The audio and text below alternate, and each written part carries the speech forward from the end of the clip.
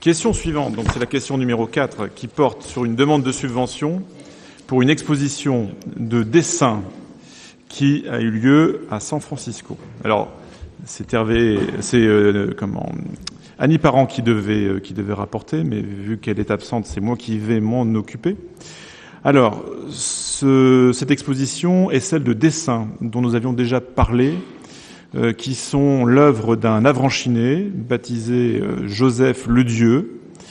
Joseph Ledieu qui était avocat à Avranches et qui a, au milieu du 19e siècle, dans les années en gros 1840 et 1870, réalisé de nombreux dessins de la région. Ces dessins ont été numérisés, ont fait l'objet d'expositions en différents endroits, notamment aux archives départementales, au scriptorial, y compris ici au Fonds ancien il y a quelques années. Récemment, ils ont été exposés à la Fondation Taylor à Paris et ils ont été présentés il y a quelques semaines à San Francisco, à l'Alliance française. Donc les propriétaires de ces dessins, qui sont des habitants de la région, monsieur et madame Marie, font de cette collection privée, personnelle, dont ils ne tirent aucun bénéfice, véritablement une carte de visite du territoire de la baie du Mont-Saint-Michel, puisque Joseph Ledieu a dessiné à la fois la région d'Avranches, a dessiné la baie du Mont-Saint-Michel, le territoire de Granville et jusqu'à Coutances. Donc, et même Saint-Martin-des-Champs, très beaux dessins.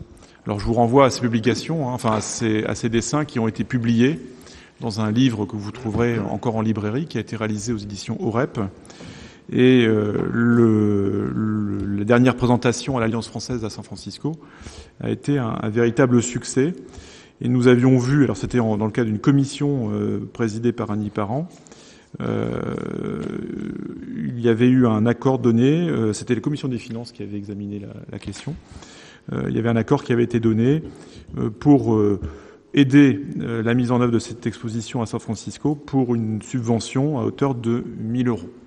Voilà, qui est notre participation à cet événement outre-Atlantique qui, comme je vous l'ai dit, a connu un grand succès avec une certaine image de la France qui est ainsi véhiculée outre-Atlantique et surtout une très belle image de notre territoire et d'un artiste méconnu mais qui mérite véritablement d'être diffusé à travers ce type d'événement.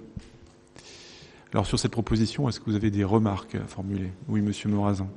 Oui, peut-être serait-il souhaitable de voir si on ne pourrait pas, effectivement, pour la ville d'Avranches, utiliser pour certains de nos documents des dessins qui pourraient effectivement... Alors, ils sont régulièrement utilisés pour des publications diverses et variées. Ils ont déjà fait l'objet d'utilisation. Au niveau de la ville d'Avranches ? Au niveau de la ville d'Avranches. Oui. Pardon ? Au niveau des documents de la ville d'Avranches, pour différentes choses, on pourrait peut-être en utiliser quelques-uns de façon... Ça a déjà été fait ? Ça a été fait, on les a utilisés. D'accord. Ouais, c'est régulièrement fait. Alors, ce qui est intéressant avec monsieur et madame Marie, pour les citer, c'est qu'ils ne sont pas du tout avares de l'utilisation. En fait, ils sont vraiment dans une logique de diffusion de ces collections familiales. Et dès lors que l'on en formule la demande, ils accèdent à une utilisation de ces documents. D'ailleurs, on a ici à Avranches une version numérique en haute définition de tous ces dessins. François, tu voulais intervenir ? Oui, lors de l'exposition sur les jardins à Avranches, l'année dernière au musée, il y avait plusieurs dessins de reproduits, notamment celui du Jardin des Plantes, où on voit le cèdre, l'ancien monastère, etc. Et effectivement, ils ont déjà été utilisés et le seront sans doute à l'avenir, parce que c'est une base documentaire exceptionnelle pour la ville.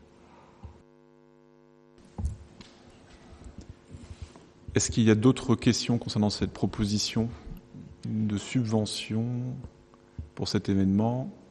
A priori non, donc je vous propose de voter à présent. Y a-t-il des personnes qui s'opposent à cette proposition ? Aucune. Des abstentions peut-être ? Aucune. Donc unanimité pour cette question numéro 4.